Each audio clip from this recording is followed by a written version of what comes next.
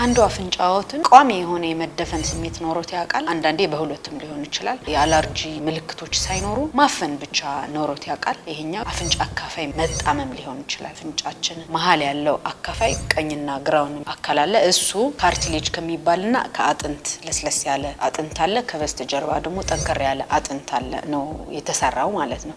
በተለያዩ ምክንያቶች ወይ ደግሞ ውልደት ጋር የተያዘ አብሮ ያለ መጣመም ሊኖር ይችላል። ስለዚህ አፍንጫችን ቀዳዳው በጣም ትንሽዬ ስለሆነ ውስጡ ወደ አንዱ ወይ ደግሞ አንዳንድ ኤስ ነገር በሁለት በኩል ሊጣመም ይችላል። ስለዚህ እንደዚህ አይነት ያለው ሰው ለረጅም ጊዜ ለአመታትም ሊሆን ይችላል ተደፍኖበት የሚቆይ አለ። እንደዚህ አይነቶች መደፈኖች መፍትሄ አላቸው። ብዙ ጊዜ በመድኃኒት መጀመሪያ ይሞከራሉ።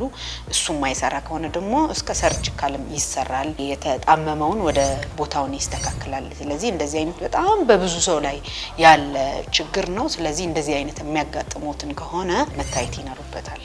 አመሰግናለሁ። ዶክተር ፊልማዊት እባላለሁ ከአንገት በላይ ህክምና ስፔሻሊስት